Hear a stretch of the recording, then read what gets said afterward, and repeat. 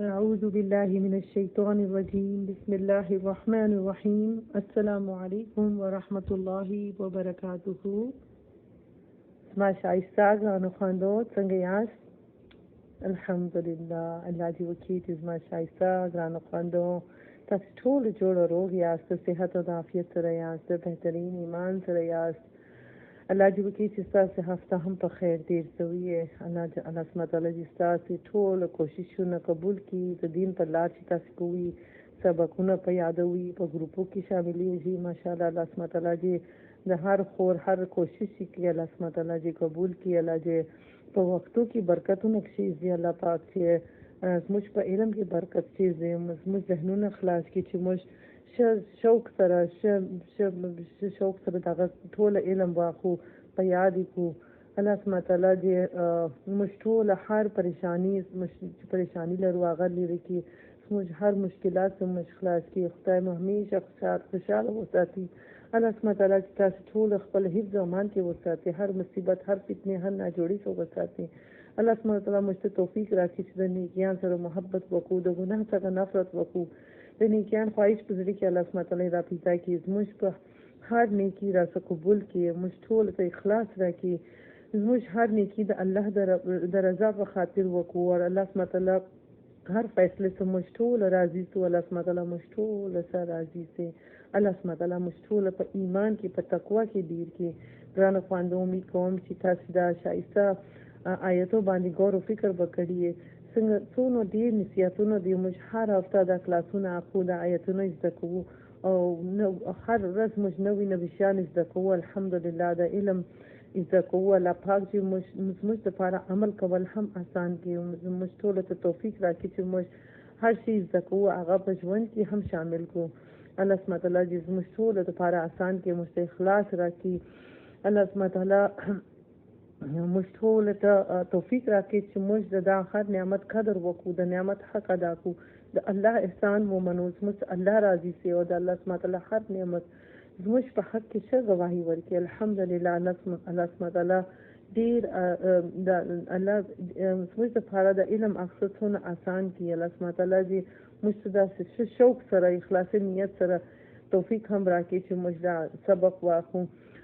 الله سبحانه تعالی دې قبول کړي او موږ ټول ته استقامت او اخلاص راکړي. آمین یا رب العالمین. ربي اشرح لي صدري ويسر لي أمري واحلل عقدة من لساني يفقه قولي. ربي زدنا علما اللهم فقهنا في الدين. اللهم إنا نسألك علما نافعا وعملا متقبلا ورزقا طيبا. اللهم انفعنا بما علمتنا وعلمنا ما ينفعنا وزدنا علما. آمين يا رب العالمين. اللهم صل على سيدنا محمد وعلى آل محمد كما صليت على إبراهيم وعلى آل إبراهيم إنك حميد مجيد. اللهم بارك على محمد وعلى آل محمد كما باركت على إبراهيم وعلى آل إبراهيم إنك حميد مجيد. دا حدیث په سنن ابو داود کې دی. حضرت امامه رضی الله عنه سے روایت دی چې رسول الله صلی الله علیه وسلم فرمایلی دی زه په یقین سره وایم چې یو کور د جنت په شاوخوا کې د هغه بنده ته ورکول کیږي چې دی په حق باندې او ځان د بحث څخه وساتي، او یو کور د جنت په منځ کې د هغه کس لپاره دی چې دی په مسخرو کې هم درواغو څخه ځان ساتي، او یو کور د جنت په اولوړ حصے کې دی هغه بنده لپاره چې هغه خپل اخلاق شایسته کړي. الله اکبر الله اکبر سبحان الله. دا حدیث موږ دا معلوم سو چې که څوک زموږ سره بحث کوي او موږ په حق باندې یو بیا هم موږ بحث ونه کړو نو الله سبحانه تعالی موږ لپاره په جنت کې دا شایسته کور راکړي، جنت مینس کې. او موږ په مسخرو کې هم باید ځان ته درواغ څخه وساتو، خپل اخلاق شایسته کړو نو بیا هم الحمدلله په جنت کې د اولوړ حصے کې موږ ته کور راکول کېږي. سبحان الله. الله سبحانه تعالی موږ ټول ته هدایت راکړي چې موږ په دا حدیث باندې عمل وکړو، خپل ځان درواغ څخه وساتو، د بحث کولو څخه وساتو، د چا سره جنګ کول څخه وساتو. الله سبحانه تعالی دې موږ ټول ته هدایت راکړي چې موږ خپل اخلاق شایسته کړو او په دا به یوځ کې الله سبحانه تعالی موږ ټول په جنت کې کور را نصیب کړي. آمین یا رب العالمین. يا الله يا إلهي يا الله سبحانه وتعالى يا رب يا رب العالمين يا ذا الجلال والإكرام يا أول الأولين ويا آخر الآخرين يا رحيم يا رزاق يا ستار يا غفار رب السماوات ورب العرض رب العرش الكريم إياك نعبد وإياك نستعين या रब मुझे वाजिस्ता इबादत को वस्ता से मदद वालो या रब तुझ इलाही है मुझ रब ये मुझ खालिक ये मुझ मालिक ये मुझ ठून तहत दर फकीरानियो मुझ मालिक द्वार जहानो मालिक ये तो बादशाही मुझ सा फकीरानियो तो गफूर रहीम रब ये मुझ सा गुनाहगार बंदगानियो या इलाही तुझ मुझ मालिक ये मुझ सा गुलामानियो तो हर शी बानी कुदरत लरे और मुझ हर शी द पारस्त मोहताजियो या रब मुझ ठोल जायज दुआरा कबूल की मुझ तौबा कबूल की मुझ ठोल बादी रहम की अकबल रहमत पर मुझ ठोल ओ बख्शी क़यामत पर मुझ नबी सल्लल्लाहु अलैहि वसल्लम सिफारिश मुझ ठोल तरह नसीब की इसमें ज़रा हर नाजोड़ी से पाक की हर सोन पसड़ी की नफरत न लरू हागा इस्तकी और हागा पर ज़मीन और मोहब्बत और वाची कीने और बुग़्ज़ से इसमें ज़रूर न पाक की तो दुनिया मोहब्बत ज़रा से इस्तकी तो आखिरत शौक पसड़ी की रवाची मुझ तो तौफीक राखी ची दोस्तान करीबान गलतियान माफ को इसमें ज़रा शाइस्ता की मुझ अमल शाइस्ता की मुझ इबादतों ने शाइस्ता की सा जिक्र कबूल तौफीक राखी मुझ पशवन की सा रहमत रा नसीब की मुझ तो तौफीक राखी ची बेहतरीन इल्म इज़्दा को नूर तमर वशो मुझ ठोल बद अखलाकी से को साथे मुझ खैर का खारून वाक़ई हर जाय ची जो खल्को तो खैर वरसो मुश्तोल हर गुनाह से वो साथे हर हरामशी से वो साथे नाराजगी से वो साथे दे शैतान वसवास से वो साथे दे शैतान हमलों से वो साथे गिबत तकब्बुर सूद गफलत से मुश्तोल वो साथे मुश्तोल सराजी से मुझसे तौफीक राखी ची कुरान हा गमाल पूरी पशवन की थी कुछ खबर तो वो न रसीश या अल्लाह सुभान ताला मुझसे तौफीक राखी ची मुझ अपन वक्त द कुरान पे सकी दो तिलावत की थी और को अमल पर वो मुझ हर दीदी का अल्लाह पर इबादत की शामिल से वक्त ज़ाया न खुदा कीमती वन ज़ाया न खुदा आखिरत फिक्र वो को तैयारी वो खुद जन्नत शौक पसड़ी की पैदा की तेने ज्ञान कबूल शौक पसड़ी की पैदा की या इलाही उस्ताद रसूल सल्लल्लाहु अलैहि वसल्लम मोहब्बत पसड़ी की रवाजी या अल्लाह सुब्हान तआला मुझे तौफीक राखे ची द खैर कारून वो को यो बलसरा मोहब्बत वो को दोस्तियां उस्ताद रज़ा पर खातिर वो को मुश्तोल मोमिना मोहसिना जोड़ के फसालिहीन के शामिल के नेक खल को साथ रह नसीब की बद शरीकान से मुझ औलादों ने वो साथ मैं नबी सल्लल्लाहु अलैहि वसल्लम पर हर सुन्नत मानी अमल कबूल तौफीक रखे हर खारज पर सुन्नत मानी नियागस मुझवन से इस्तकी मुझ तो तौफीक रखे ची कुरान पर हर आयत मानी अमल वो को मुश्तोल बिदात और शिर्क कबूल से वो साथ इस्ताना फरमानी से वो साथ दुर्वाग की बद से वो साथ तकब्बुर रियाकारी से वसाते मुनाफिकत और शैतानत कबूल से वसाते सूद और हराम रिस्क से मुश्तोल वसाते हर हराम शी से वसाते मुझसे तौफीक राके चिस्ता हक अदा को द कुरान आयत और हक अदा को उस्ताद बंदगान हक अदा को किस मुस्ता उस्ताद बंदगान हक की कमी रस या इलाही थे आफरत वकील या अल्लाह या रहीम या गफूर रहीम रब मुझसे ढेर गुनाहों न सवेदा या इलाही मुझ गुनाहकारियों खताकारियों मुझ ठोल वो बख्शिश मुझ मोर प्यार वो बख्शिश मुझ निखा गाना ना गाना वो बख्शिश मुझ रोना खांदी वो बख्शिश मुझ दोस्तान करीबान वो बख्शिश मुझ उस्तादान वो बख्शिश तो ठोला रहमा खांदी वो बख्शिश ठोलो मोमिनान वो बख्शिश ठोलो उम्मत मुस्लिमा वो बख्शिश ठोलो मुर्तजान वो बख्शिश या इलाही मुझ कुछ नहीं होगा तो गुनाह वो बख्शिश कमी या इलाही कम पौरस की करिए या खुशबू में करिए कम पकड़ से करिए बना फामी के रस सभी इलाही आगा गुनाह ची मुझे इल्म शर्म करिए या तो जहालत के सभी या इलाही मुझ शर्मिंदाई खपल गुनाह सखा या इलाही मुझ न हमाया माल से हर गुनाह पाक के गुनाह को बदले के नहीं किया नविश्ता की या इलाही मुझ मोर प्लान तो मुझ मोर प्लान ला देर मेहरबान रबिए या इलाही अखबल मेहरबानी सर अखबल रहमत सर मुश्तोलो बख्शी या इलाही मौत कलरा वो बख्शी या इलाही मुश्तोल द जहन्नम द और सो साथे मुश्तोल साथ दोषा का साथ ताकत न लरो या इलाही मुझ पे कमजोरी दोनों कमजोरियों से दुनिया और मुझ में से बर्दाश्त कोवल है या इलाही मुझ ठोल दर्शक और वसाती मुझ ठोल फैमिल वसाती ठोल उम्मत मुस्लिमा वसाती या इलाही मुझ ठोल ईमान और हिफाजत वकिस मुझ ईमान राटीर की तकवा राटीर की शे इबादत को तौफीक राखी या इलाही मुझ ठोल द शैतान द वसवास और हर शर से वसाती द इंसानान द शर से वसाती या इलाही मुझ ठोल बना पाड़ू द शैतान से या इलाही मुझ ठोल पर सिरात मुस्तकीम बांधी इस्तिकामत राखी नेक अमल कवल आसान की द जन्नत लारा आसान की मुझ कुरान तिलावत कबूल की मुझ गलतियां बख्शी के माफ की या इलाही मुझ तौफीक राखे छिया कुरान पर खुलशमन की थी को अमल पर वो खुलशमन और अमल द कुरान पर जरिया शाइस्ता को अखलाक शाइस्ता को या इलाही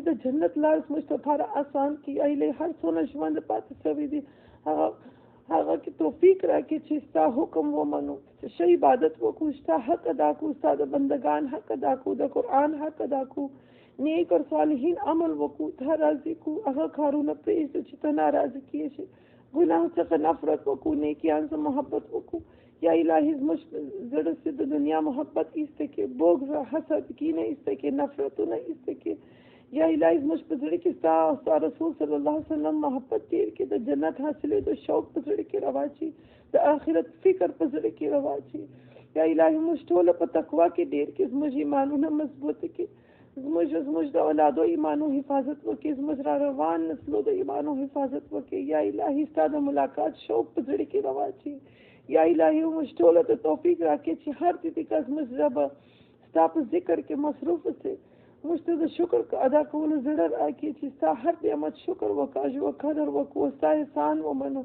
मुझ टोल सा शुक्र गुजार बंदगान जोड़ के या इलाही मुझ तौफीक राखी छी ताकि इंतजाम जाया न को मुझ तौफीक राखी छी मुझ सा नाफरमानी व न को अखबस जान गुनाह से वसातु मुझ टोल मोमिना मोहसिना जोड़ के मुफलिहीन के शामिल के नेक खल को साथ दुनिया के नसीब के व आखिरत के हम नेक खल को सररा पूर्त की मुझ टोल त हलाल रिस्क करा नसीब के मुझ पर रिस्क के बरकतों नक्शीज दे मुझ दड़ा सद नफरत बोग हसद इस के मोहब्बत जड़ के रवाज या इलाही मुझ टोल बेहतरीन मिसालों न जोड़ के मुझ जाहिर और बातिन द दुर्वाक से वो साथे या इलाही मुझ को खैर सोच के हम खैर रवाज या इलाही मुझ नामाय अमल पर रसलास के राखी पपुल सिरात लार मुझ तफारा आसानी पैदा की या इलाही द जहन्नुम दो और से मुझ टोल वो साथे सादीदार नसीब के तो अरसायाम नसीब की या इलाही मुझ औलादों तो हिदायत वर्की द दीन लार दी तो मुझ औलादों तो हिदायत वर्की द मुत्तकियान इमाम जोड़ के मुझ तफारा सदका जारिया जोड़ के मुझ गुलजार बंदगान जोड़ के द कुरान मोहब्बत गुजर की और बाची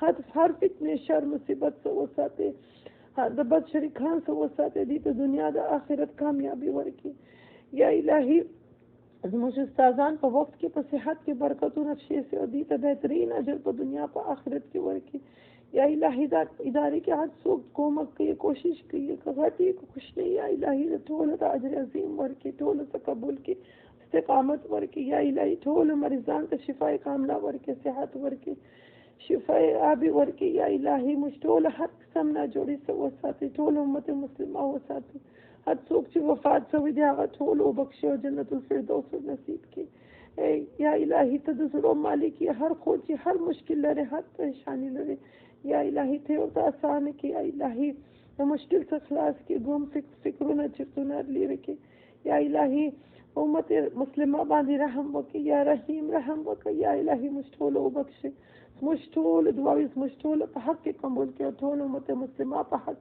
कबूल की आमीन या रब्बुल आलमीन अल्लाहुम्मा सल्ली अला सय्यिदिना मुहम्मद व अला आलि मुहम्मद कमा सल्लैता अला इब्राहीम व अला आलि इब्राहीम इन्नका हमीदुम मजीद जज़ाकल्लाहु खैरन कसीरा अस्सलामु अलैकुम व रहमतुल्लाहि व बरकातुहू अल्लाहु अक्बर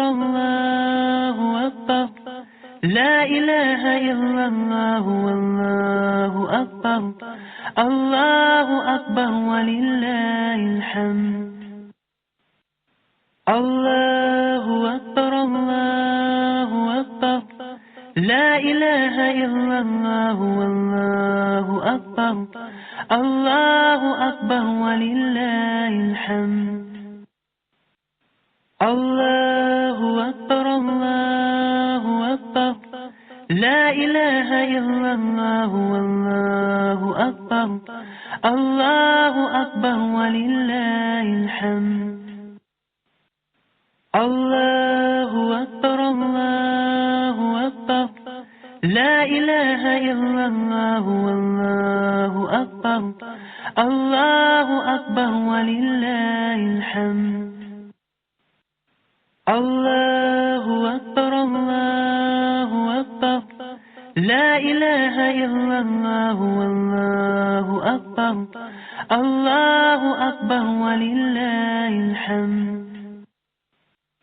الله أكبر الله أكبر لا إله إلا الله والله أكبر.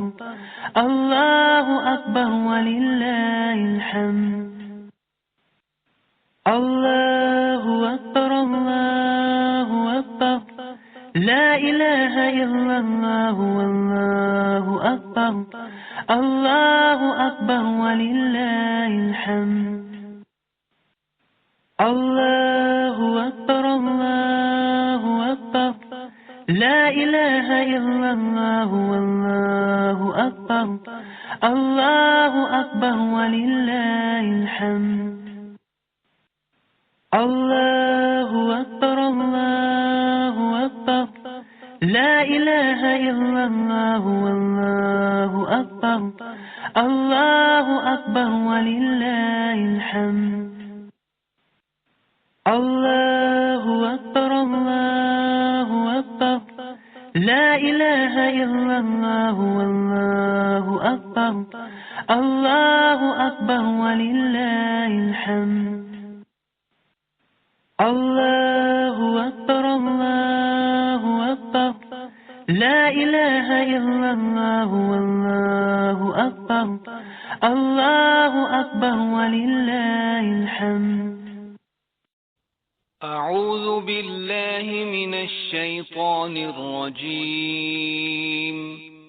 بسم الله الرحمن الرحيم. الحمد لله رب العالمين الرحمن الرحيم مالك يوم الدين. إياك نعبد وإياك نستعين. اهدنا الصراط المستقيم صراط الذين أنعمت عليهم غير المغضوب عليهم ولا الضالين.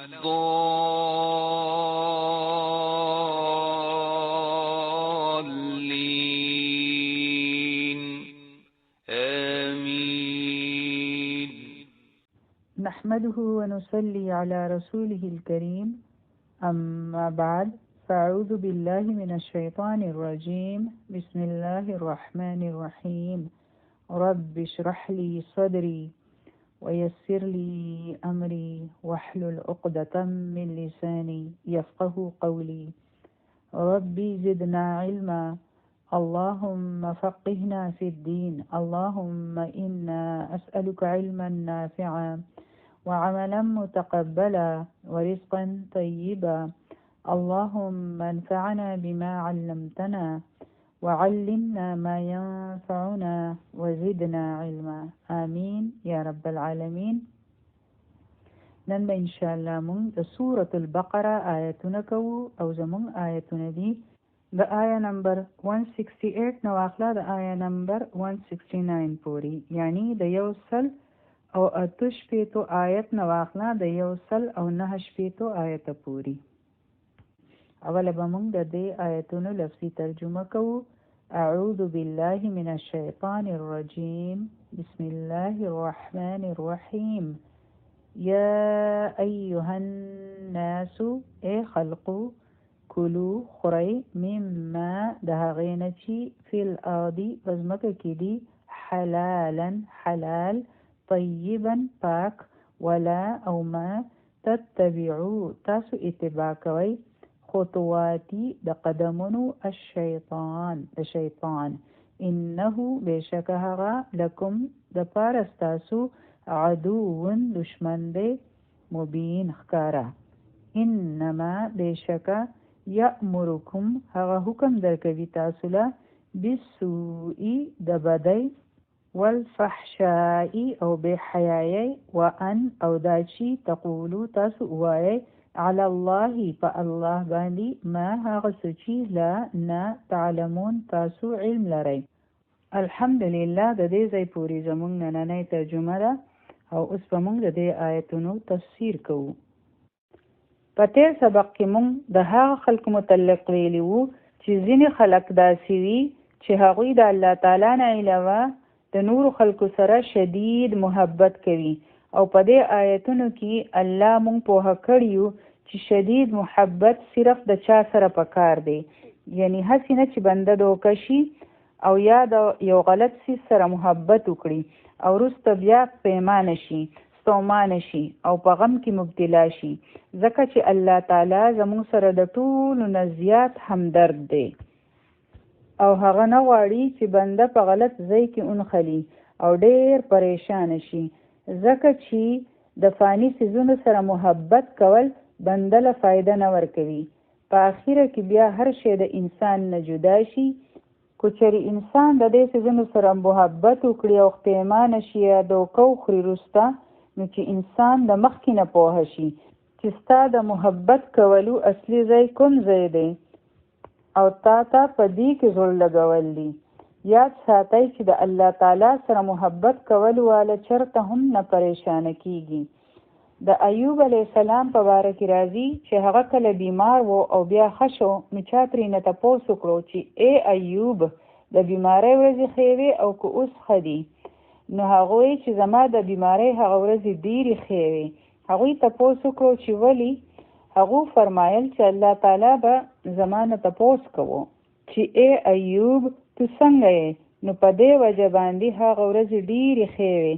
نو چې کله انسان د الله سره محبت شروع کړي نو بیا د هغو دا پروا نه وي چې زه په څنګه حالاتو کې یم. د هغو چې د الله سره کوم کنیکشن وي نو هغه د بنده خوښ وي او بیا بنده په هغې کې خوشحاله وي او د هغو د زړه چې کوم خواهشات وي، ارمانونه وي او کوم سوچ وي، کوم عمل وي، هغه ټول بدل شي. او چې کله بنده ته د الله تعالی ذات محبوب شي، هغه بیا داسې انسان نه وي څنګه چې نور خلک وي. هغه اوسیږي دلته خو زړه بل ځای وي. خلک د دنیاوي څیزونو خواهشونه کوي او په هغې پسې مري، په هغې باندې بحثونه کوي او په هغې کې خپل شپې او ورځې ضایع کوي، په هغې پسې منډې ترړې وهي. لیکن د یو با مقصده بنده سوچونه او ارمانونه جدا وي او د هغو خواهشات جدا وي. هغه په بله دنیا کې وي، صرف جسمانی طور دلته وي. ځکه چې کله د انسان خواهشات بدل شي نو بیا هغه د دې خبرې سوچ نه کوي چې چاته څه میلاو شو. هغه ته دا میلاو شو، دا پوزیشن ورته میلاو شو، هغه دومره لرې لاړو، هی زه خو وروسته پاتې شم. بیا هغه د دې څیزونو نه بره وي. هغه بیا دا سوچ نه کوي چې هی د بل کس واده په ښه ځای کې وشو، یا هغه سیلونه کوي، هغه پلاټس واخیستل، هغه دومره پیسه جوړه کړه. د هغه بیا دا فکرونه نه وي، د هغه سوچونه بیا نور وي. هغه ځان له بل فیلډ کتلی وي، کوم ځای کې چې هغه منډه وهي او د باقي دنیا والو فیلډ جدا وي. لیکن د نورو خلکو نه بې پروا وي چې څوک کوم ځای ته رسېدل غواړي یا څومره جمع کول غواړي، ځکه چې هغه په دې ریس کې په مقابله کې نه وي. که چېرې دا څیزونه د بنده صحیح شي که نه، نو بیا د قرآن ویلو مزه جدا وي. بیا به تاسو ګورئ چې قرآن څنګه په زړه باندې اثر کوي او بیا عمل کول څومره آسان شي او بیا انسان د الله په هر حکم باندې سمعنا و اطعنا کوي چې د الله حکم راغی او مونږ یې ومنو بس. او چې کله انسان د الله نه په محبت کې لري وي نو بیا هغه هر څه ګران وي بنده ته او هر حکم منل ورته ګران وي. که چېرې دلته هر شی صحیح شي نو بیا مخکې اساني وي. نو مسله دلته ده. نو الله تعالی مونږ د غم او پریشانۍ نه بچ کوي. صرف یو ذات د دې خبرې لایق دی چې د هغه سره محبت شي او واقعي هغه د دې لایق دی. او ګورئ سبحان الله موږ دومره عمرونو ته ورسېدو او موږ ته تر نن ورځې پورې لا دا هم پته نشته چې موږ ته د چا سره محبت کول دي. نو دا هم موږ ته قرآن ښیي. او بیا چې څوک قرآن طرف ته نه راځي نو هغوی وایي چې موږ ته خو ټوله پته ده، تاسو ته خدا پته نشته چې شدید محبت ته چا سره کول دي، نوره به بیا تا ته څه پته وي. نو دلته قرآن مجید موږ له تعلیم راکوي چې ګورئ د نورو څیزونو سره دومره محبت مه کوئ، ګنې بیا به جاړئ، صرف د الله سره محبت کوئ نو همیشه به خوشحاله یې. که نوره دنیا خفه هم وي که نه خو ستاسو زړه به خوشحاله وي. لکه ما چې درله د امام ابن تیمیه مثال درکړی و، هغه قید ته تللی و او هغه وایي چې زما جنت خو زما په زړه کې دی، هغه خو زما نه هیڅوک نشي تختولی، روان دی جیل ته. او څه وایي؟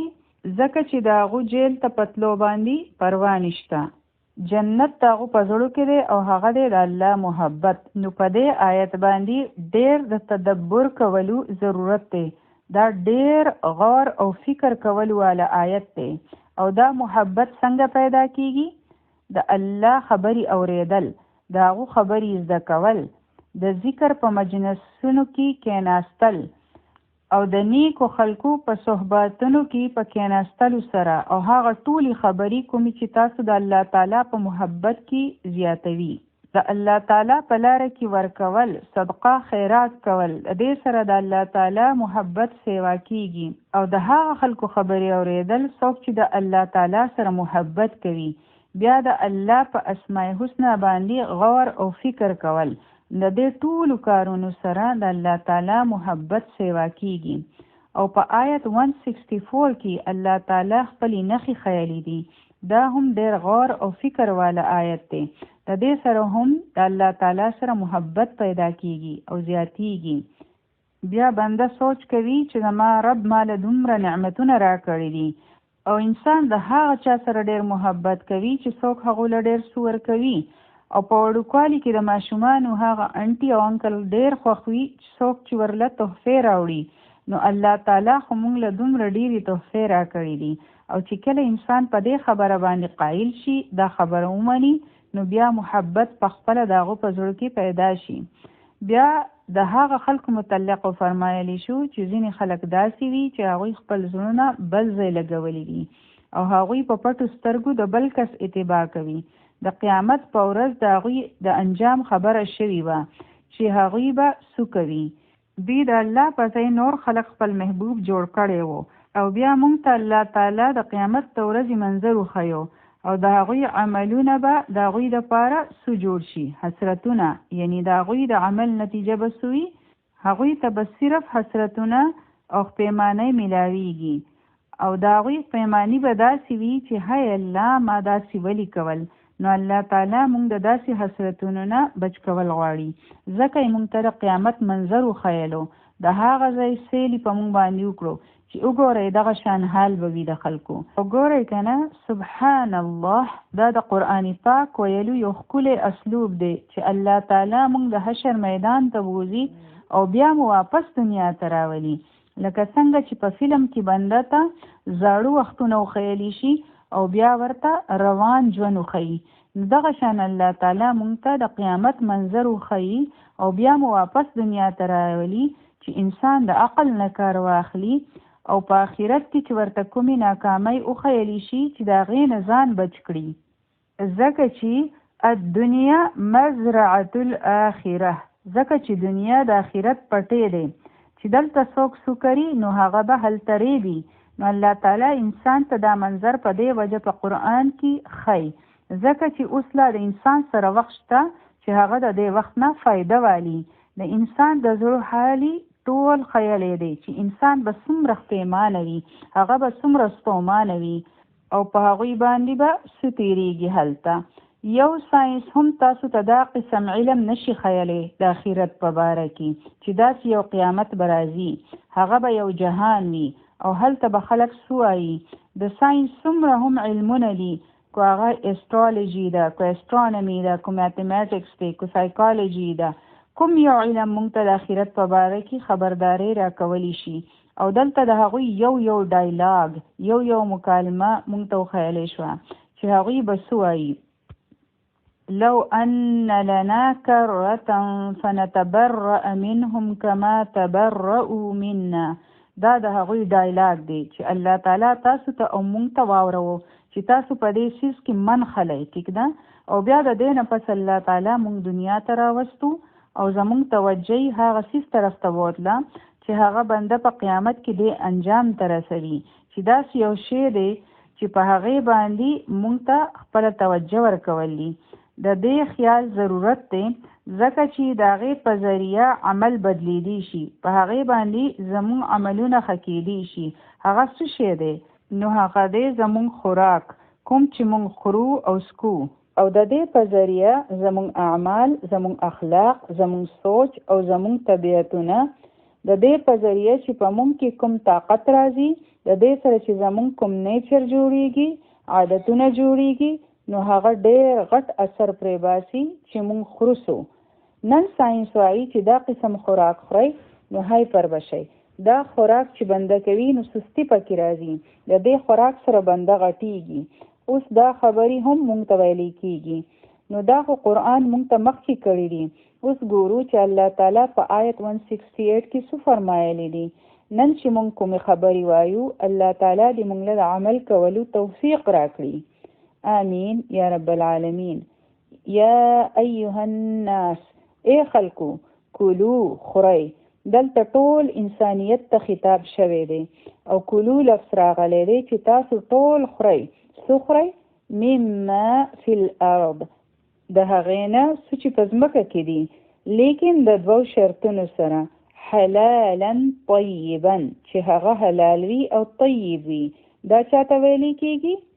مونږ به وایو چې ګنې دا حکم صرف مسلمانانو له ورکړی شوی دی، لیکن دلته ټول انسانیت ته ویلی شوي دي. او د دې نه مخکې مونږ په اوله سپاره کې ویلي وو یا ایها الناس اعبدوا ربکم. په هغې کې ټول انسانیت ته خطاب شوی و چې تاسو ټول د یو الله عبادت کوئ. او دلته هم یا ایها الناس راغی. د دې نه پته لګي چې دا قرآن صرف د مسلمانانو دپاره نه دی، دا ټول هیومینټي ته اډرس شوی دی، یعنی ټول انسانیت ته خطاب کوي. او تاسو ماته ووایئ چې بل کوم داسې مذهب دی چې په هغې کې د ټولو انسانانو سره همدردي وي.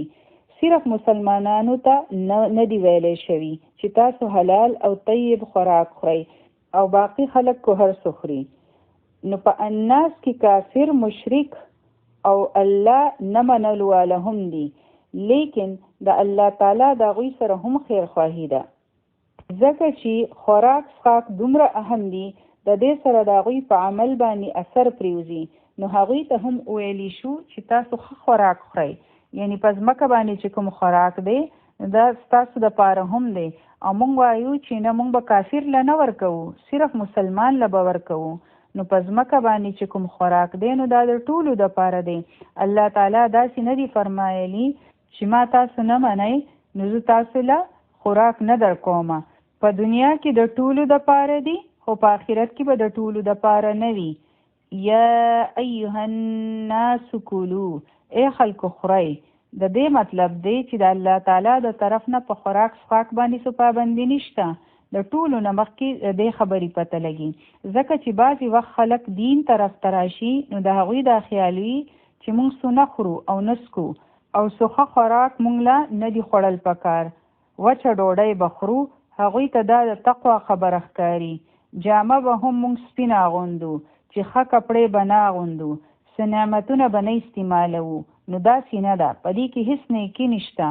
کلو خورئ. الله تعالی فرمایي مما فی الارض، د هغې نه چې په ځمکه کې دي. اجازت میلاو شوی دی چې څه هم په ځمکه کې دي ټول خورئ، لیکن حلال او طیب خورئ. حلال د ټولو نه اولنی شرط د حلال دی. د حلال لفظ د څه نه وتی دی هغه درته بیانوم. دا د حل نه دی. حل وایي یو غوټه کلا وهل. د انسان دپاره چې کوم څیزونه حلال شوي دي نو دا داسې ده لکه چې غوټه کلاو شوي ده، یعنی پابندي اوچته شوي ده. اوس دا اختیار د چا سره دی چې هغه وایي چې دا شی حلال دی؟ دا به مونږ ته زمونږ رب الله تعالی وایي چې کوم څیزونه د حلال په کیټګوري کې راځي، او دویمه دا چې هغه طیب وي، یعنی پاک وي. په پاک کې ډېر هر څه راځي، په پاک کې لذیذ څیزونه هم راځي، په پاک کې هغه هم وي چې ستاسو زړه غواړي د هغې خوړل. اوس زمونږ یو قسم خوراک دی د افریقې د خلکو بل شان دی، هغې ته زمونږ زړه نه کېږي د خوړلو دپاره. نو دا ضروري نه ده چې مونږ یې وخورو، زمونږ طبیعت هغې طرف ته ځي د خوړلو. په طیب کې هغه هم وي چې هغه جسم له نقصان نه ورکوي. تاسو ګورئ چې ډېر داسې څیزونه وي چې هغه زمونږ خوښ هم وي، هغه مزیدار هم وي، لیکن هغه د صحت لپاره ښه نه وي، هغه زمونږ جسم له نقصان ورکوي. په هغې کې شوګر وي یا فیټ وي، د چا دپاره یو شی ښه نه وي او د چا دپاره بل. که د چا بیماري وي نو هغو له پرهیز پکار وي د داسې خوراک نه، د هغو دپاره بیا هغه طیب نه وي. ټیک ده؟ او حلال خو هغه وي کوم چې زمونږ شریعت مونږ ته ویلي دي چې دا حلال دي، نو بیا بنیادي طور هغه څیزونه طیب وي. لیکن د مثال په طور چرګ حلال دی، لیکن که هغه په صحیح طریقه سره ذبح نشي نو بیا هغه حلال او طیب نه دی. بیا یو چرګ دی هسې خو هغه حلال دی لیکن هغه څښا شوی دی، نو بیا هغه طیب نه دی. دریم شی دا دی چې کله تاسو ته د خوراک کولو دپاره ویلی شي چې کلو مما فی الارض، د دې صرف داسې خوراک مطلب نه دی، بلکې د دې دویمه معنی دا ده چې ستاسو کمایي به په حلاله طریقه سره وي. کلو هغه خورئ چې حلال او طیب وي. تاسو چې کومه پیسه ګټلې ده چې هغه حلال وي او طیب وي، یعنی چې په هغه پیسه کې د چا حق نه وي وهلی شوی، د لوټلو او غلا پیسه نه وي، او هغه پیسه د هر قسم ملاوټ، رشوت، د سود د کمایي، د شرابو ګټه، حرام څیزونه خرڅولو کمایي، د ناپاک څیزونو خرڅولو کمایي، په دروغه باندې چې کومه پیسه بنده ګټي یا چاله دوکه ورکړي، هغه پیسه د چا د چالاکۍ په فراډ سره پیسه ګټل چې د دې هر څه نه پاکوي. یعنی که په هغې کې د چا حق وهلی شوي وي نو هغه ټوله کمایي حرامه شوه. او که اوس د هغه حرامې پیسې سره تاسو ذبیحه چرګه واخلئ او که تاسو ذبح شوی څاروی واخلئ نو هغه هر څه حرام شو، هغه کمایي حرامه شوه چې الله تعالی هم هغې ته حلال ویلی وي او چې پاک هم وي. نن د دې په ویلو سره دومره شکر مونږ له ادا کول دي چې الحمدلله الله تعالی مونږ مسلمانان جوړ کړي یو. ولی هسې خو ډېرې زیاتې وجې دي د الله تعالی د شکر ادا کولو، لیکن یو وجه دا هم ده چې الله تعالی مونږ ته دا هم ښیلی دي چې تاسو څه خورئ، ځکه چې نن داسې هم قومونه شته چې هغوی ماران خوري، منګکان خوري یعنی مایس خوري، خاپیرک یعنی بیټس خوري، چندخي یعنی فراګس خوري، او بیا د هغې سوپ څکي. د کومو څیزونه چې بنده له کرکه ورځي نو هغوی هر څه خوري. نو ولې بیا مونږ له شکر نه دی ادا کول چې الله ستا شکر دی چې مونږ د مسلمانان جوړ کړي یو. د دې مطلب دی چې ای انسانه تا ته دومره هم پته نشته چې تا ته څه خوړلي، ستا خو دومره هم عقل نشته. مونږ ته خپل ځان ډېر هوښیار ښکاري چې مونږ ته د شریعت څه ضرورت دی، نو ستاسو د عقلونو خو دا حال دی. او ډېر سیویلایزډ او ترقي یافته قومونه ځان ته وایي، لیکن دا ورته پته نشته چې خوړل څه پکار دي. الله اکبر. او کوم قومونه چې مردار خوري نو هغوی ته دا پته نشته چې دا لا مردار دي او مونږ له نه دي خوړل پکار. څومره ناپاک څیزونه خوړلی کېږي. الله تعالی مونږ مسلمانان جوړ کړي نو په دې باندې شکر ادا کړئ، ځکه چې که مونږ هم په دغه کورونو کې پیدا وي نو نن به مونږ هم چمچکۍ او چندخې خوړې، ځکه چې د هغوی دا شعور نشته چې څه خورو. او دلته الله تعالی ټول انسانیت ته فرمایلی دي چې دا خوراک ستاسو دپاره بهتر دی. او ګورئ چې الله تعالی کوم څیز حلال کړی دی نو په هغې کې د انسان نقصان نشته. او نن چې خلک وایي چې تاسو ریډ میټ مخورئ، دا مخورئ، هغه مخورئ، نو اصلي خبره دا ده چې هر کله بنده په یو څیز کې زیاتې شروع کړي نو بیا هغه انسان له نقصان ورکوي. نن خلک وایي چې تاسو ډېر چرګان مخورئ، ځکه چې هغوی له هارمونز دپاره ستنې وهلي وي. نو دا خو الله تعالی داسې نه دی پیدا کړي لیکن موږ ورته په خپله داسې انجکشنز وهو او هغوی له داسې خوراکونه ورکوو چې هغه زر زر لوی شي او بیا هغه خلکو له نقصان ورکوي. نو دا د انسانانو قصور دی چې هر څو خلکو له نقصان ورکوي. الله تعالی یو شی هم نقصان والا نه دی جوړ کړی. نن مالګې او چینو ته وایټ پویزن ویلی کیږي. نو دا انسانانو په خپله جوړ کړي دي، الله نه دی جوړ کړي. انسانانو په خپله دا هر څه بلیچ کړي دي. او نن خلک وایي چې پخواني څیزونه خورئ، اورګینک خورئ، هغه صحیح وو، هغه د صحت لپاره ښه وو. ځکه چې نن سبا اوړو بلیچ کیږي، وریجې بلیچ کیږي. اوس وایي چې براون رایس خورئ، هول ویټ خورئ. نو تاسو چې دا هر څه جوړ کړي دي نو زهر مو جوړ کړل د انسانانو دپاره. په غواګانو باندې پوره ډاکیومنټري راغلی وه چې دا غواګانې څنګه ساتلی کیږي. د یو وړوکي پنجرې په شان په ځای کې ایښودې وي. په هغه وړوکي ځای کې هغوی خوري هم او سکي هم او اودی کیږي هم. په هغه ځای کې ورته ټیکې لګوي او هغه لویږي. بیا خلک وایي چې بیف مه خورئ. نو تاسو ګورئ انسانانو په خپله ځان له د بیمارو انتظام کړی دی. بیا خلک وایي چې میې خورئ، داسې د صحت لپاره ښه دی. او بیا بیان راشي چې میان مه خورئ، دا په فارمونو کې لویږي او دوی له هغه خوراک ورکړی کیږي چې هغه صحت له بالکل ښه نه وي. او نن سبا چې دا دومره بیماری دي نو د دې وجه څه ده؟ نو دا جدا خبره ده چې دا د دوی د عملونو وجه ده او که څه دي. مخکې سارز نومې بیماري په څه وجه راغلې وه او نن کرونا وایرس ولی راغلی ده؟ ځکه چې خلک حلال او طیب څیزونه نه خوري. داسې ده که نه؟ که د الله تعالی احکامات بنده ماتوي نو دا نتیجه به وي بیا د هغې. پوره انسانیت ته دا خبره شوې ده چې تاسو به بچ شئ که چېرې تاسو دا کارونه کوئ. که تاسو نور څه نه منئ نو مه منئ، لیکن اټلیست دا خبره خو ومنئ. نن ټول انسانیت پریشانه دي. په یو آیت که بنده عمل وکړي نو د هر څه نه بچ کیدی شي. ایډز ولې خلکو ته لګي؟ هغه هم خلک په حرامه طریقه باندې تعلقات ساتي د ډیرو خلکو سره، نو د هغې نه کیږي. حرام کار کوي، نکاح نه کوي، خو خپل ځاني آزاد پریښی وي او ځای په ځای حرام او د بې حیایۍ کارونه کوي. ګورئ که نه هغه هم د حرام کولو په وجه وشو. د الله تعالی په احکاماتو کې د انسان د دنیا هم خیر وي او د آخرت فایده خو پکې ده. په دنیا کې به هم تاسو د غټو مصیبتونو نه بچ شئ که چېرې تاسو د الله تعالی حکمونه ومنئ. دا قرآن ټولې دنیا له د خیر پیغام ورکوي او دنیا والا پریشانه دي ځکه چې دا هر څه په هغوی تېرېږي.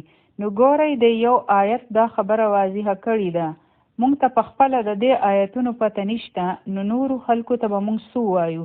ستاسو دپاره هم دغه پیغام دی چې حلال او طیب خورئ. او نن ګورئ انسانانو ځان له څنګه زهرونه ایجاد کړي دي. های فروکټوز کورن سیرپ، دا په سیریلز کې، په سوډاز کې، په کینډي بارز کې، په جوسز کې، په بریډز کې، په فروزن فوډز کې، په هر څیز کې دا استعمال شوي دي. او تاسو ته پته ده چې د دې سره څه کېږي؟ د دې سره بنده غټېږي، ډایبیریز، های بلډ پریشر د دې په وجه دی، هارت ډیزیز د دې په وجه دی. ویلی شي چې کینسر هم جوړوي. او د ټولو نه غټه خبره چې په سړو کې مردانه جذبات هم دا کموي. نو دا یو غټه مسله جوړه شوې ده چې دا په ټول یورپ کې بین کړی دی، لیکن دلته ته استعمالیږي په هر څه کې او موږ په شوق سره خورو. الله تعالی یو شی هم عبث نه دی پیدا کړی په ځمکه باندې چې هغه داسې نقصان ورکوي بنده له.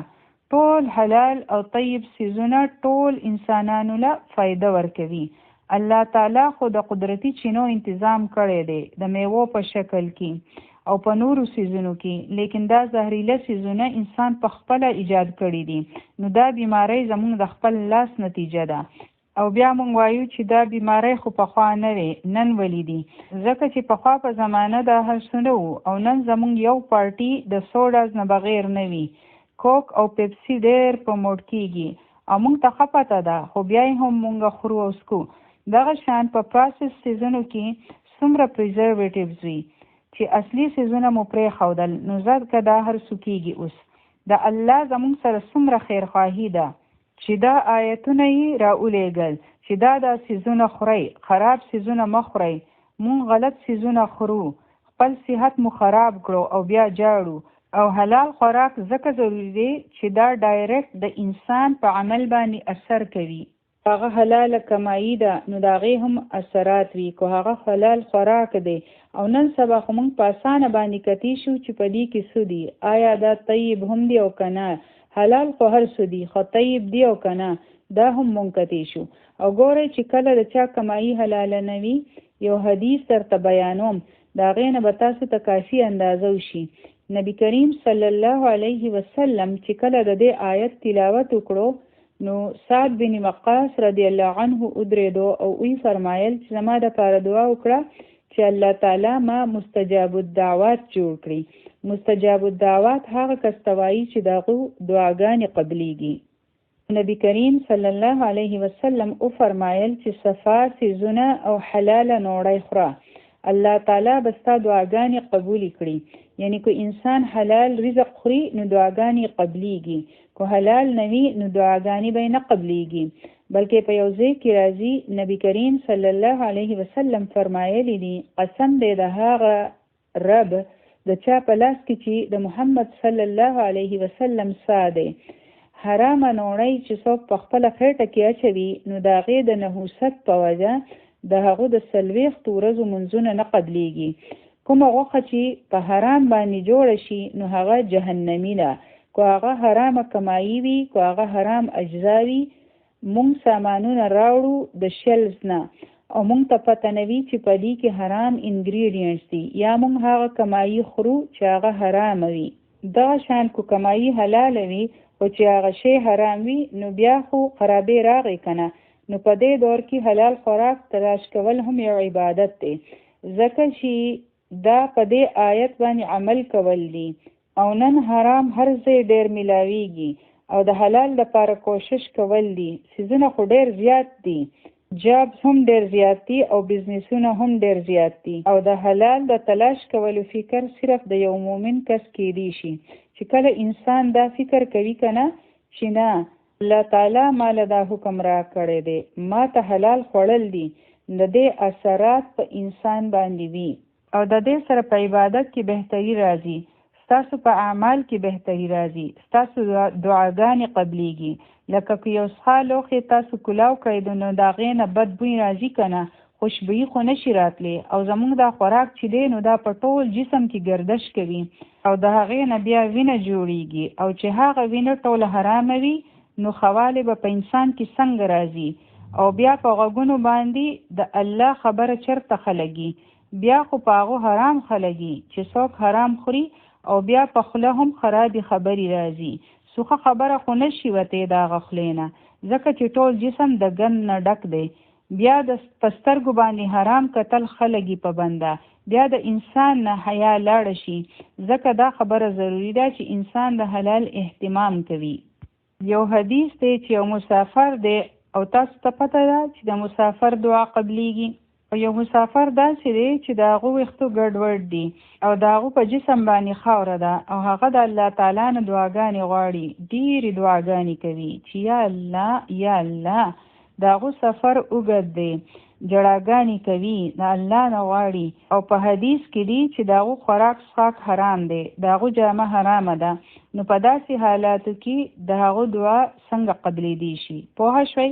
حالانکه د مسافرانو دعاګانې قبلیږي، د هغو دعا نشي قبلیدی ځکه چې د هغو هر څه حرام دي.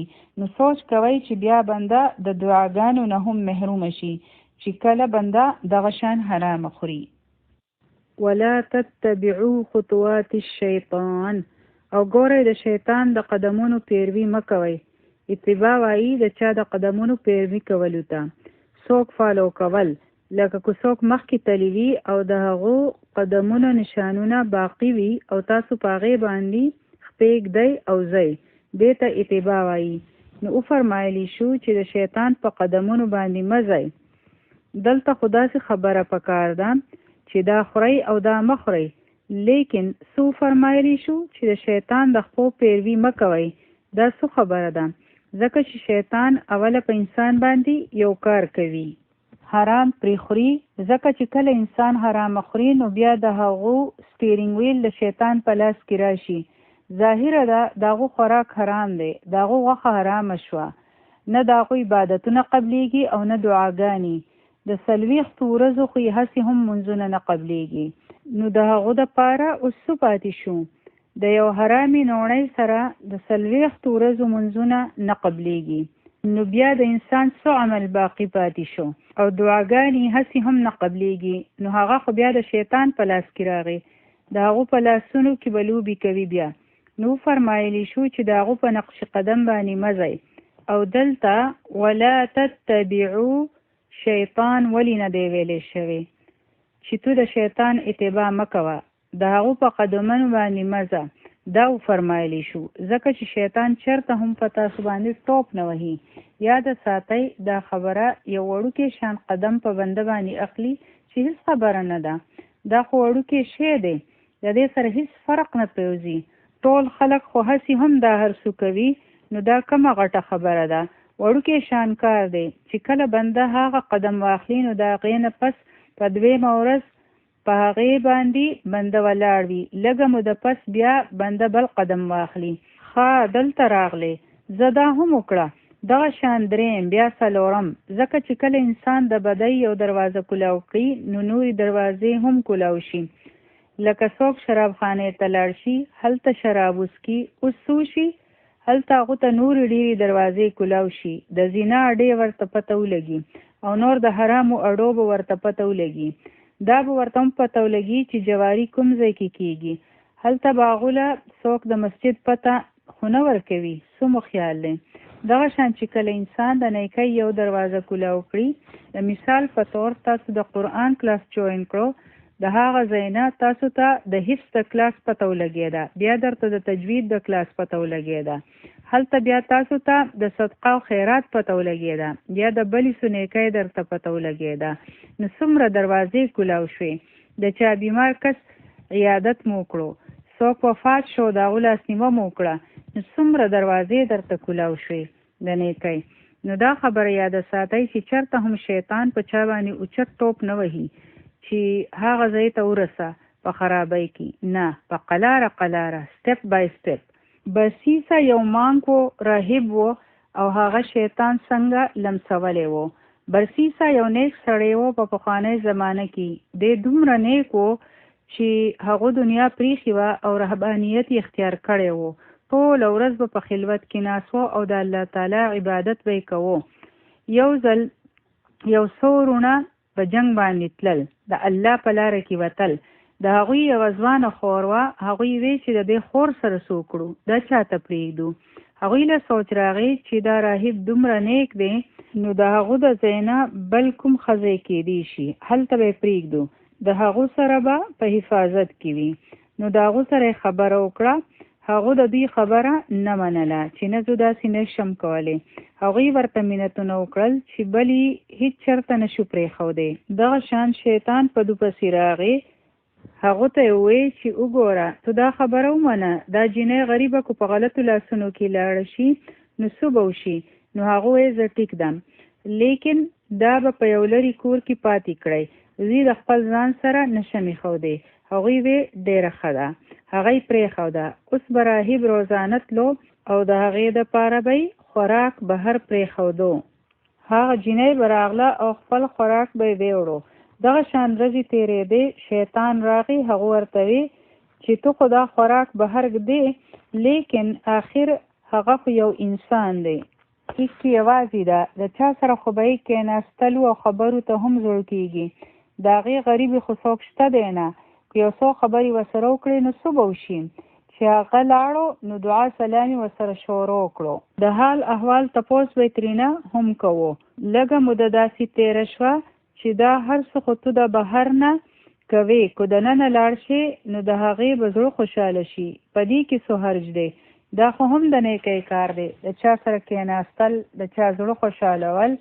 نو دوی چې ها واقعي داسې کول پکار دي. نو دا وسوسې چې راځي نو هم دا خطوات دي. د شیطان د وسوسو اتباع نه دي کول. هغه انسان ته وسوسې په دماغ کې واچوي او بنده وایي چې ګنې دا زما خپل سوچ دی او چې بار بار راځي نو دا شیطانی وسوسه وي. چې هغه دننه لاړو نو د هغې سره کېناستو، څه مودی د هغې سره خبرې کېدې، هغې ته نږدې شو او بیا چې کله ښځه او سړی یوازې وي په حدیث کې دي چې دریم کس د هغوی سره شیطان وي او بیا د هغوی نه هغه غلطي وشوه کومه چې نه وه پکار. هغه جینۍ پریګننټ شوه.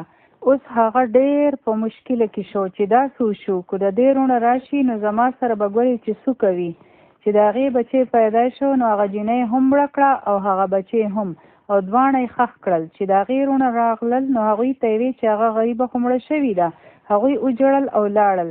شیطان هغوی له په خوب کې راغی او ورته ووی چې هغه خو داسې کار کړی دی، تاسو فلاني ځای ته لاړ شئ، تاسو خور او د هغې بچی هلته کې ښخ دي.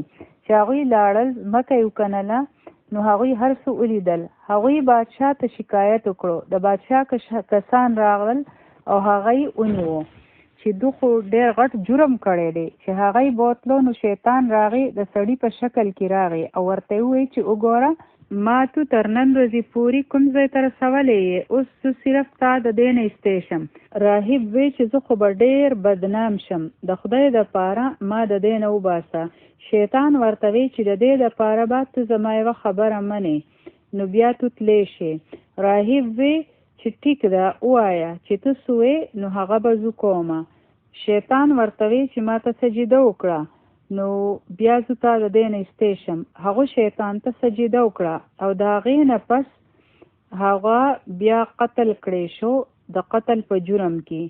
نو د هغه څه عمل پاتې شو؟ هغه قتل هم وکړو، زنا یې هم وکړه او شرک یې هم وکړو. دا ټوله قصه په حدیث کې ده. نو شیطان څنګه انسان لمسوي او څنګه یو قدم په بنده باندې اخلي. په یو ورځ کې هر څه په بنده نه کوي چې تا ته دا کول دي. کو هغه یو ورځ وایي چې ما ته سجده وکړه نو څوک به وکړي، یا قتل وکړه نو هغه به قتل وکړي. کو هغه چاته وایي چې زنا وکړه نو هغه به دا کار وکړي. نه، خو چې کله د رو بنده هغه طرف ته بوځي نو بیا انسان په هغه جال کې ونښلي چې هیڅ خبره نه ده، دا خو وړوکی شی دی. کو حرام هم وکړم نو څه خبره ده، زه خو د نورو امر نه کومه. دا د شیطان ټریپس دي او د دې نه څنګه بنده بچ کیدی شي چې بنده خپل ځان ته دروغ نه وایي او ځان له د دروغو تسلیاني نه ورکوي. خپل نیت صفا کړي. په نیتونو کې چې کوم خیرې وي نو دا پټ وي، د دې پته نه لګي. انسان وایي چې زه به مونځ وکړم، د امامت شوق نه وي، خو چې خلک زما تلاوت واوري چې زه څومره ښکلی تلاوت کومه، چې زما د آواز خو خلکو ته پته ولګي که نه، نو انسان هغه وخت ځان ټیک کولی شي چې هغه مسلسل په خپل ځان باندې نظر ساتي، چې په خپل ځاني پهره لګولی وي، چې بل ته نه ګوري چې هغوی څه کوي، خو چې خپل ځان ته ګوري چې زه څه کومه. او زمونږ ټول طاقت په دې خبره کې استعمالیږي چې نور خلک څه کوي. چې ما ته د بل بنده پته ولګي، که چېرې دا نظرونه مونږ په خپل ځان باندې ولګوو که نه نو په مونږ کې ډېر خوالی راتلی شي. لیکن زمونږ سره خپله پروا نه وي. د ټولې دنیا فکرونه مونږ په خپل سر اخستی وي. هغوی څه خوري، هغوی څه څکي، چېرته ځي، چېرته راځي. نو دا د شیطان چالونه دي. قدم په قدم اتباع دا ده چې که د هغو په یو قدم کېښودو نو بیا به بل ضرور اخلی، بیا به درته دریم هم اخستل وي. پوه شوئ په دې خبره چې د شیطان چال څنګه وي. هغه خو زمونږ بیړه غرق کولو ته تیار ناست دی. الله تعالی فرمایي انه لکم عدو مبین. دی خو ستاسو ښکاره دشمن دی، یعنی د دو دشمني پټه نه ده، ښه په ښکاره باندې دشمني کوي. دو خو په هغه ورځ باندې ویلي وو چې کله الله تعالی دې مردود کړو، ردی کړو، نو دو ویلي وو هغه وخت چې زه به د آدم اولاد نه پرېږدم، زه به د دو د ښی طرف نه هم راځم، د ګس طرف نه هم، د مخې نه هم او د شا نه هم، زه به دې پرې نږدم. نو چې دو دا خبره د قسم سره الله تعالی ته کړې وه، نو اوس په دې کې څه خبره پاتې شوه؟ او الله تعالی دا خبره په قرآن پاک کې فرمایلې ده چې ګورئ د دو نه ځان ساتئ ځکه چې دی ستاسو دشمن دی. په سوره فاطر کې په 6 آیت کې راغلی دي ان الشیطان لکم عدو فاتخذوه عدوا. بېشکه انسان ستاسو دشمن دی، نو تاسو هم هغه دشمن وګڼئ. چې کله موږ ته پته ولګي چې څوک زموږ دشمن دی نو موږ بیا د هغو سره څومره احتیاط کوو. چې چا ته پته ولګي چې د یو بنده سره یې دشمني شروع شوه نو هغه بیا ډېر احتیاط کوي چې پته نشته چې دې څه وخت راتلی شي او حمله کولی شي. څه پته ده که موږ بهر ته وځو او دی زموږ کره راشي نو بیا څومره انسان احتیاط کوي. لیکن د شیطان سره زموږ بالکل احتیاط نه وي، فکر نه وي. که چاته د شیطان په باره کې ویلی شي نو هغوی وایي چې نه په شیطان باندې الزام مه لګوئ. نو په شیطان باندې څنګه الزام نه لګو؟ هغه خو ستاسو ښکاره دشمن دی، هغه خو به در باندې غلط کارونه کوي، وسوسې به مو په زړونو کې اچوي او شیطان بار بار راځي چې فلانی ستا سره دا وکړل هغه وکړل، ته هم ورسره داسې وکړه. ځکه خو الله تعالی د اعوذ بالله من الشیطان الرجیم تحفه راکړې ده. دا ډېره غټه خبره ده، یقین وکړئ. زه خو خپل ځان ته ویم مونږ خو په خپله د هغو نه نشو بچ کېدی. هغه خو بنده پرېږدي نه، وسوسې اچوي د بنده په زړو کې، کله د یو طرف نه راځي او کله د بل طرف نه. نو صرف د الله په پناه کې په راتلو سره انسان بچ کېدی شي، بلې هیڅ حل نشته. الله تعالی بنده بچ کولی شي. د هغه دشمن بنده څنګه مقابله کولی شي چې هغه بنده لیدی نشي. انه لکم عدو مبین.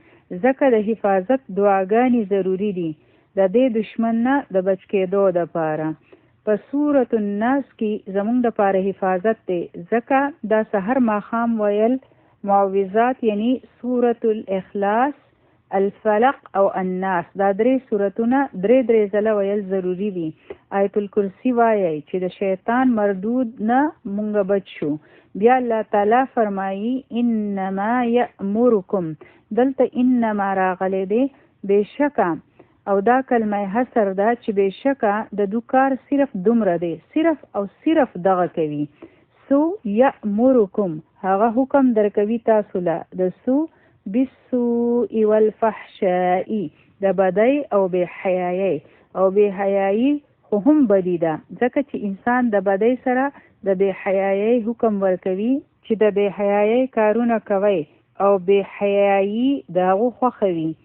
ګورئ که نه چې هغو زموږ مور او پلار آدم او حوا علیهم السلام د جنت نه راوایستل، نو شیطان هغه وخت څه کړي وو؟ د هغوی کپړې ایستې وې.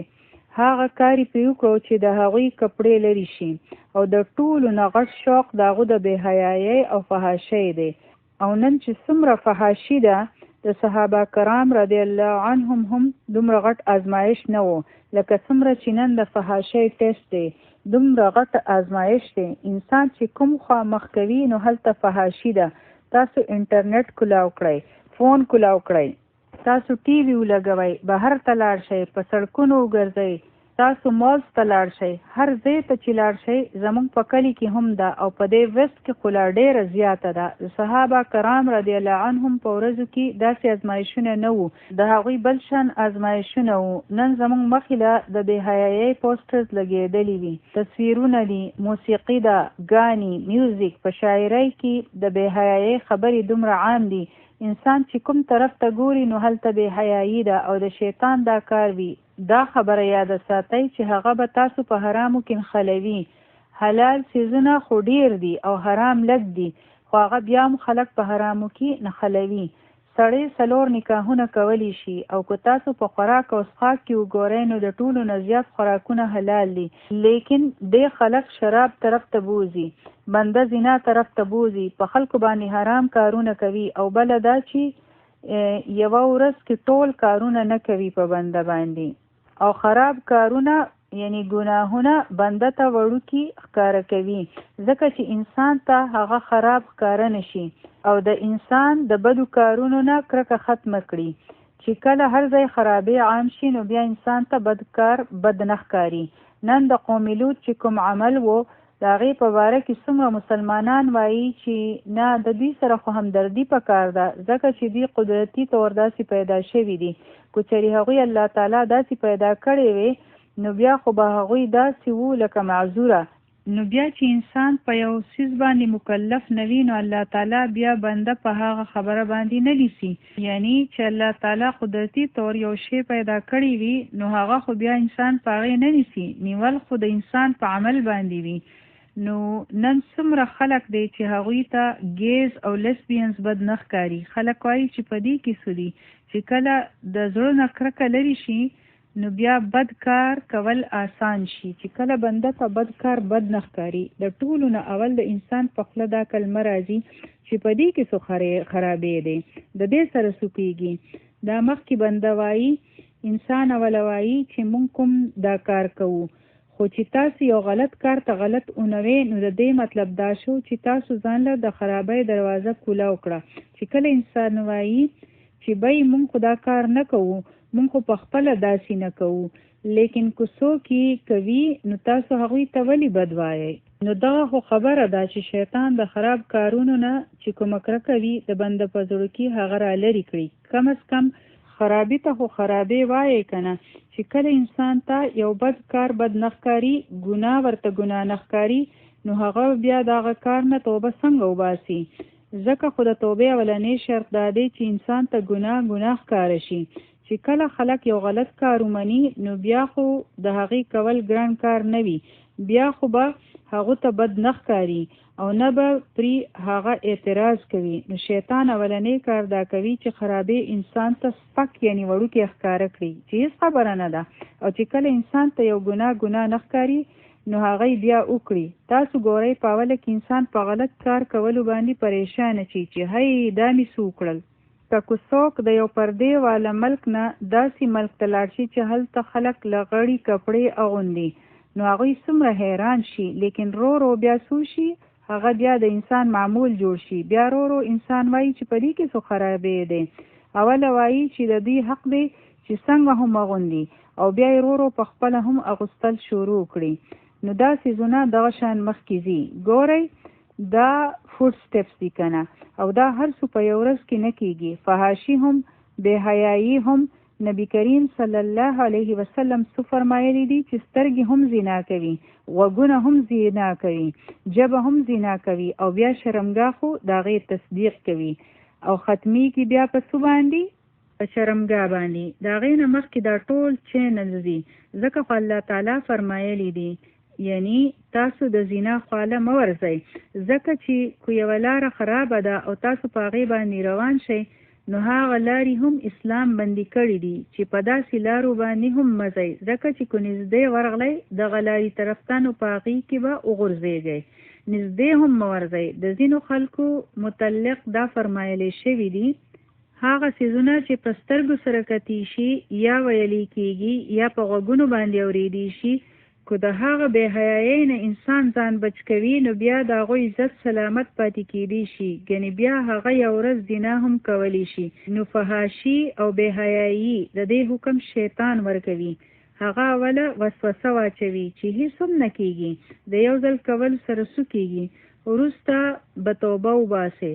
څومره بهانې کوي. اوله د انسان ضمیر هغه ملامته کړي نو بیا څه وشي؟ نن زمونږ ودونه وګورئ نو ټوله فحاشي به تاسو ته په نظر راشي. دا د عامو خلکو خبره ده او په دې کې دینداره خلک هم شامل وي. تاسو ته به پته ولګي چې بې حیایي څه شی دی او هغه زمونږ لپاره هېڅ شی نه دی او بیا مونږ وایو چې هغه خو هم دا کار کوي که نه. نو بیا څه شو؟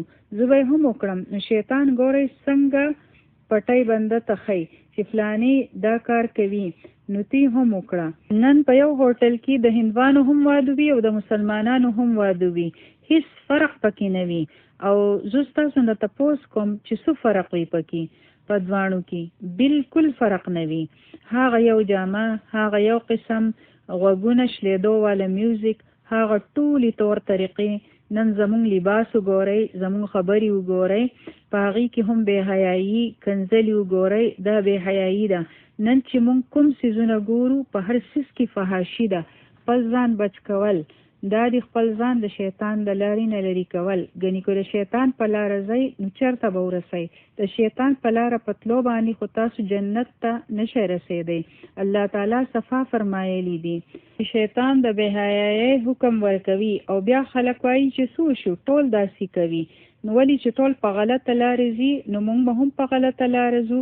نو دا شیپ منټالیټي به موږ ته پرېښودل وي، د شیپ ذهنیت وي چې کو یوه ګډه د غر نه راورغړي نو نورې ټولې ګډې به دا نه وایي چې هغه لاندې غورځېدلې ده نو مړه به وي.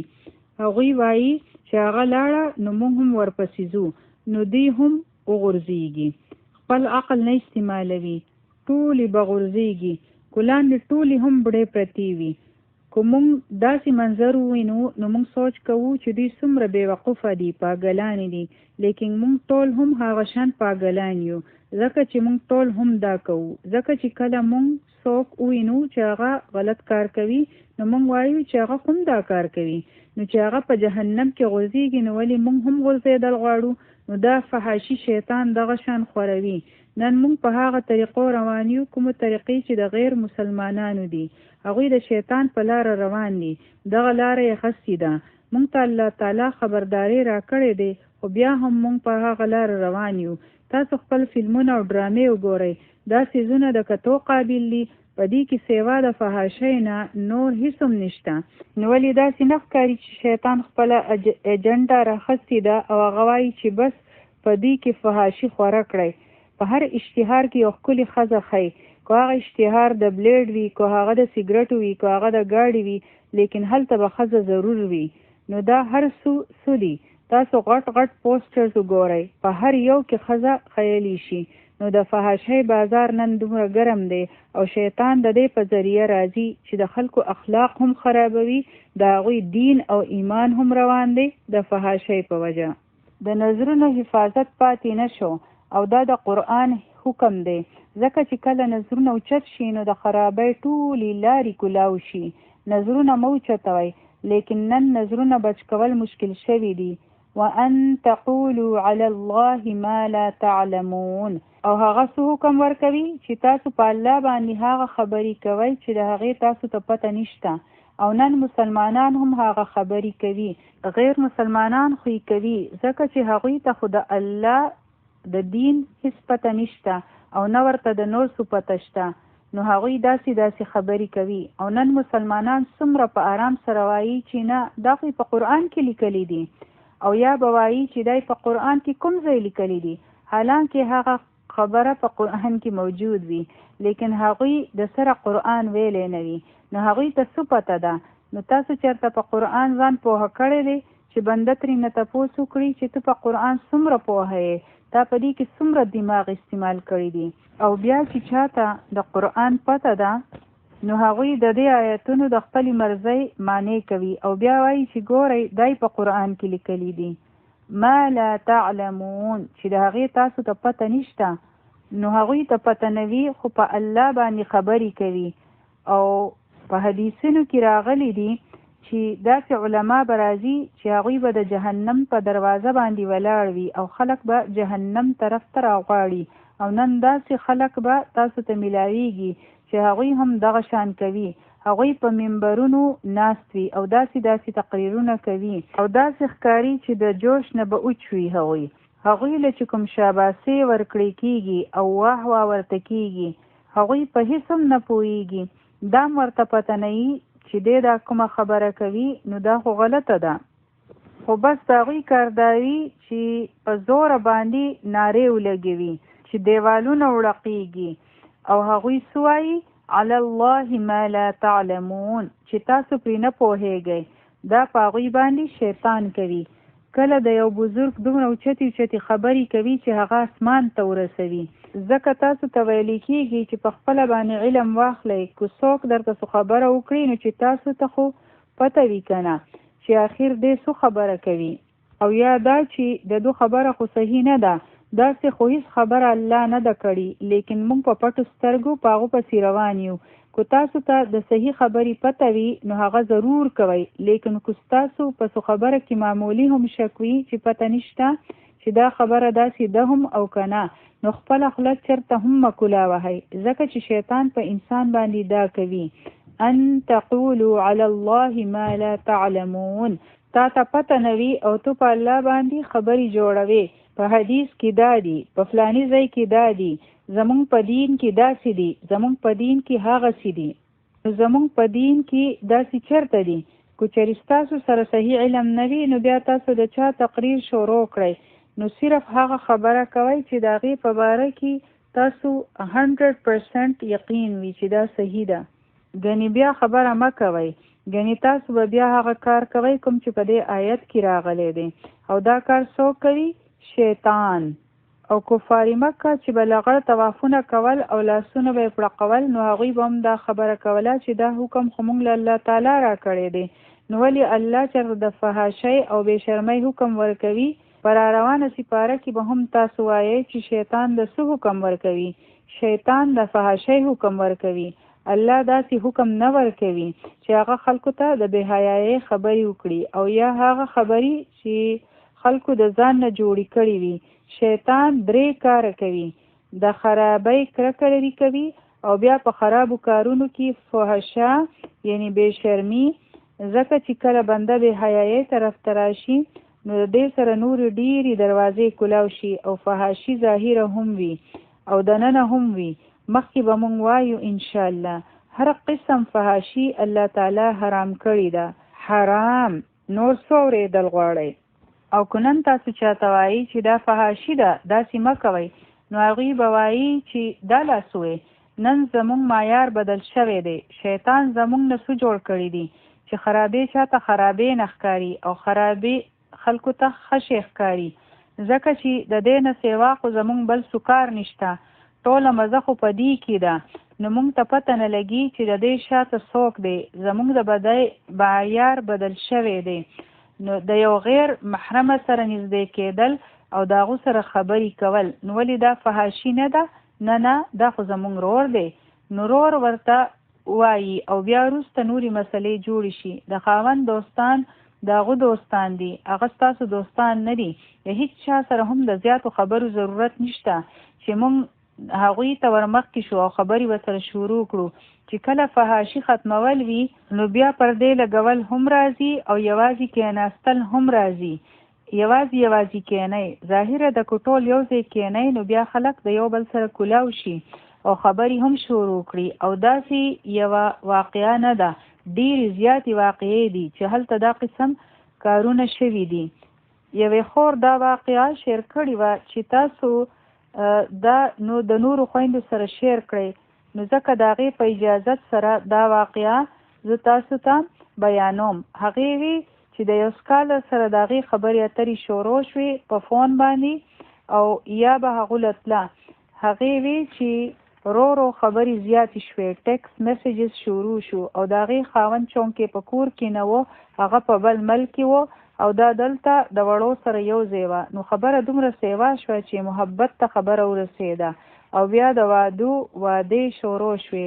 بیا یوه ورځ د هغې خاوند د هغوی ټیکس تولیدو او نن د هغې دا حال دی چې د وړو نه هم جدا شوه او د هغوی په خپلو کې هم تعلقات ختم شو. نو دا خبره په دې شیر کوم چې څوک دې دا نه وایي چې نه دا خو سکالر دی.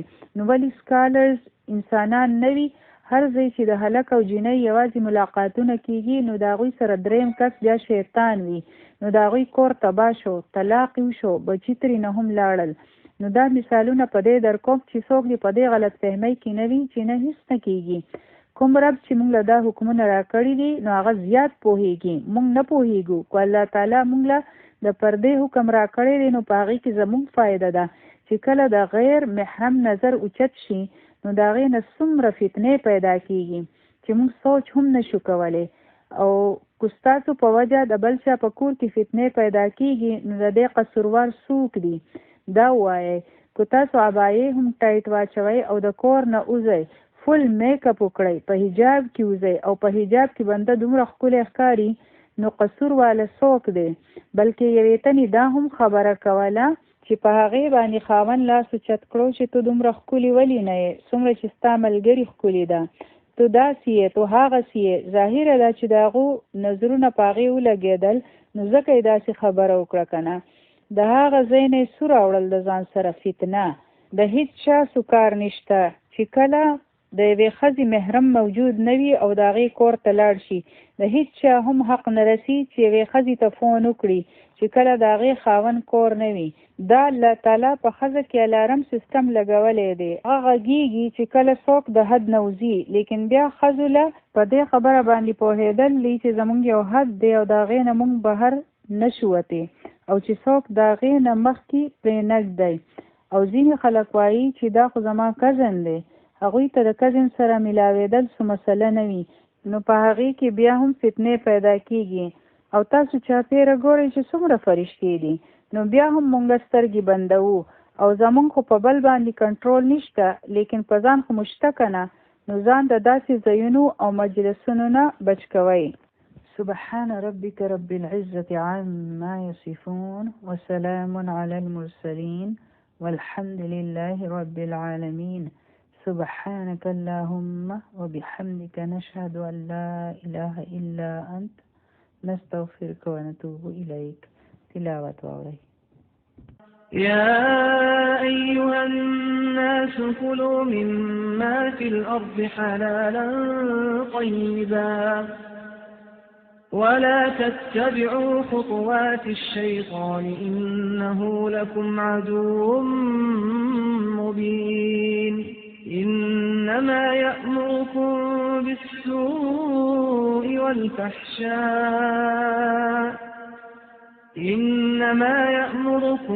بالسوء والفحشاء وأن تقولوا على الله ما لا تعلمون.